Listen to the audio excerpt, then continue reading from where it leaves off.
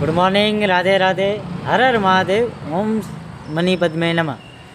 હવે છે ને તમારા જીવનમાં અમુક કનેક્શન આવે એ તમને શીખવાડવા માટે આવે.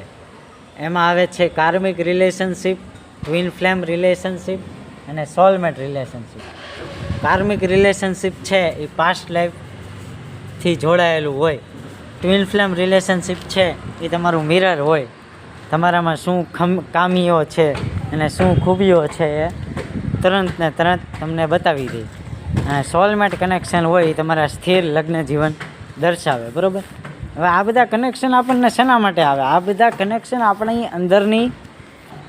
અંદરની જે કાંઈ નેગેટિવિટી છે એને દૂર કરવા માટે આવે.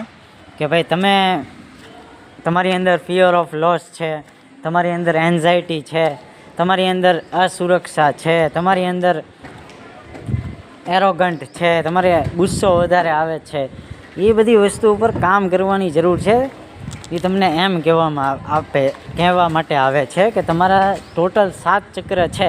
3 ચક્ર છે મેસ્ક્યુલન એનર્જીથી ડિફાઇન છે, 3 ચક્ર ફેમિનાઇન એનર્જીથી ડિફાઇન છે અને 1 ચક્ર છે ક્રાઉન ચક્ર. એ બંનેમાં સ્ટેબિલિટી દર્શાવે છે. બરાબર. તો 3 ચક્ર વધારે એક્ટિવ હોય તો પણ પ્રોબ્લેમ થાય, 3 ચક્ર ઓછા એક્ટિવ હોય તો પણ પ્રોબ્લેમ થાય. એટલા માટે જે 7 ચક્ર છે, રૂટ ચક્રથી માંડી સોલર પ્લેક્સિસથી માંડીને હૃદય ચક્રથી માંડીને ક્રાઉન ચક્ર સુધી, એ બધા ચક્ર ઉપર તમારે બેલેન્સ રાખવું પડે તો તમે તમારા જીવનનો મુખ્ય ઉદ્દેશ છે એટલે કે સોલ પર્પઝ જાણી શકો. હવે 3D લેવલમાં વાત કરીએ તો 3D લેવલમાં સોલ પર્પઝ શું હોય?